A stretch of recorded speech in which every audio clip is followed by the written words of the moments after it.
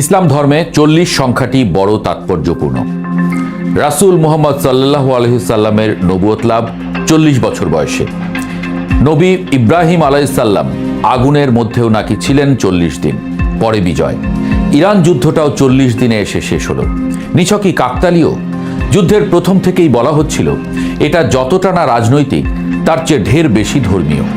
Trump বাহিনী রীতিমতো ধর্মযুদ্ধ জ্ঞান করেই নেমেছিল যুদ্ধে। শেষ পর্যন্ত সেই 40 দিনেই যুদ্ধ থামা এবং সেখানে ইরানের জয় জয়কারের ঘটনা সেদিকেই কি ইঙ্গিত দিল?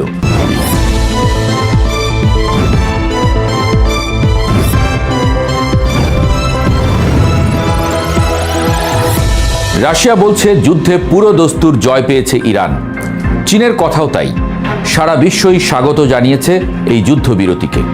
2026 সালের 8ই এপ্রিল যখন পারস্য উপসাগরের আকাশে বারুদের গন্ধ ছাপিয়ে শান্তির সাদা পায়রা ওড়ানোর ঘোষণা এলো, তখন হোয়াইট হাউসের সিচুয়েশন রুমে পিনপতন নীরবতা।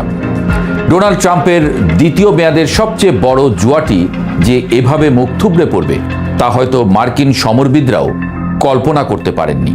যুদ্ধের প্রথম প্রহরে যখন ইসরায়েলি গোয়েন্দা সংস্থা মোসাদ দাবি করেছিল যে কয়েক ঘন্টার মধ্যেই তেহরানের পরমাণু স্থাপনাগুলো মাটির সঙ্গে মিশিয়ে দেওয়া হবে, তখন খোদ ওয়াশিংটনও ভেবেছিল এটা কেবল সময়ের ব্যাপার।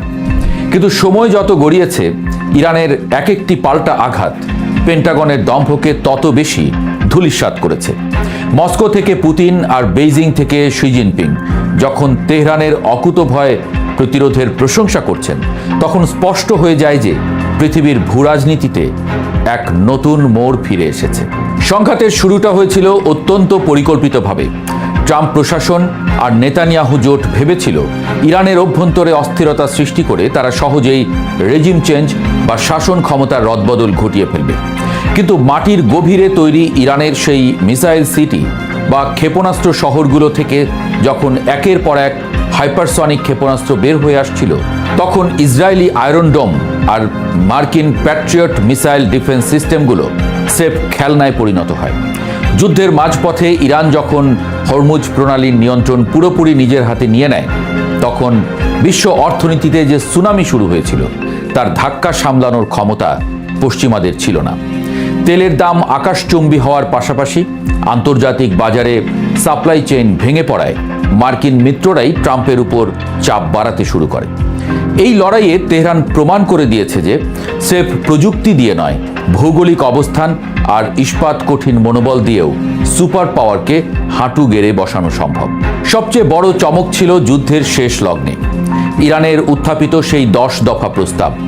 ইসলামাবাদে যখন পাকিস্তানের প্রধানমন্ত্রী শাহবাজ শরীফ আর সেনাপ্রধান জেনারেল আসিম মুনিরের মধ্যস্থতায় দুই পক্ষ আলোচনার টেবিলে বসে, তখন তেহরানের প্রতিনিধিরা যে শর্তগুলো দিয়েছিলেন তা ছিল আদতে একটি বিজয়ী শক্তির ফরমান।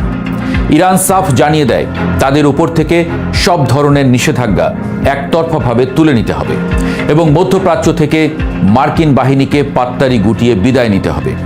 আশ্চর্যের বিষয় হলো যে ট্রাম্প যুদ্ধের শুরুতে তেহরানকে গুঁড়িয়ে দেওয়ার হুমকি দিয়েছিলেন, সেই ট্রাম্পই কেবল নিজের গদি বাঁচাতে আর তেলের বাজারের স্থিতিশীলতা ফেরাতে এই অপমানজনক শর্তের অনেকটাই মেনে নিতে বাধ্য হন। একেই রাশিয়া ও চীন বলছে ইরানের কৌশলগত বিজয়।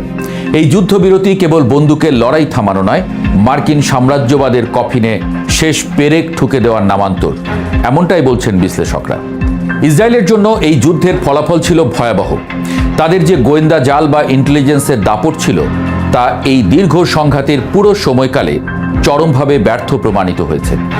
ইরানের ড্রোনের ঝাঁক যখন তেল আবিবের গুরুত্বপূর্ণ সামরিক স্থাপনায় আঘাত হানছিল, তখন মার্কিন সহায়তার উপর নির্ভর করা ছাড়া নেতানিয়াহুর আর কোনোই পথ ছিল না। অথচ ইরান একাই এই লড়াই চালিয়ে গেছে এবং তাদের প্রক্সি বাহিনীগুলো পুরো অঞ্চলকে আমেরিকার জন্য এক নরক বানিয়ে তুলেছিল। পেন্টাগনের উচ্চপদস্থ কর্মকর্তারা এখন স্বীকার করছেন যে ইরানের ডিফেন্স ইন্ডাস্ট্রিকে তারা যতটা দুর্বল ভেবেছিলেন, বাস্তবতা ছিল তার ঠিক উল্টো। তেহরানের তৈরি প্রতিটি ড্রোন আর মিসাইল যেন পশ্চিমা আধুনিক সমরাস্ত্রের সীমাবদ্ধতাকে চোখে আঙুল দিয়ে দেখিয়ে দিয়েছে।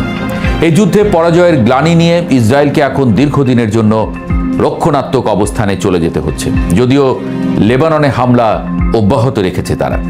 দক্ষিণ এশিয়ার রাজনীতিতেও এই যুদ্ধের ঢেউ লেগেছে প্রবলভাবে। পাকিস্তান যখন এই সংঘাত থামাতে মধ্যস্থতাকারীর ভূমিকায় এলো, তখন বোঝা গিয়েছিল যে মুসলিম বিশ্বের ক্ষমতার কেন্দ্রবিন্দু এখন আর কেবল রিয়াদে সীমাবদ্ধ নেই।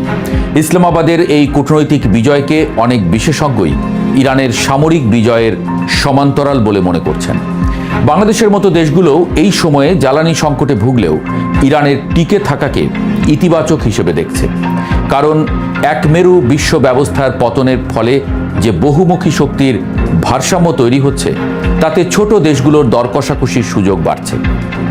আন্তর্জাতিক গণমাধ্যমগুলো এখন হন্যে হয়ে খুঁজছে সেই কারণ, যে কারণে মার্কিন নৌবাহিনীর বিশাল বহরকেও পিছু হটতে হলো। উত্তরটা খুব সহজ। ইরান তাদের সার্বভৌমত্বের প্রশ্নে কোনো আপোষ করেনি এবং তারা জানতো কিভাবে প্রতিপক্ষের সবচেয়ে দুর্বল জায়গায় আঘাত করতে হয়।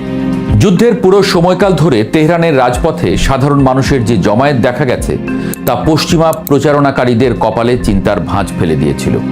তারা ভেবেছিল বোমা ফেললে মানুষ সরকারের বিরুদ্ধে বিদ্রোহ করবে, কিন্তু হলো উল্টো। পারস্যের জাতীয়তাবাদ আর ধর্মীয় আবেগ মিলেমিশে এমন এক প্রাচীর তৈরি করলো যে ট্রাম্পের ম্যাক্সিমাম প্রেশার নীতি শেষ পর্যন্ত ম্যাক্সিমাম ফেইলরে পরিণত হলো। ইরানের সর্বোচ্চ ধর্মীয় নেতার প্রতিটি আহ্বান যেভাবে সাধারণ মানুষ থেকে শুরু করে সশস্ত্র বাহিনীর প্রতিটি সদস্যকে উদ্বুদ্ধ করেছে, তাকে অনেক সমাজ বিজ্ঞানী একবিংশ শতাব্দীর শ্রেষ্ঠ প্রতিরোধ বলে বর্ণনা করেছেন।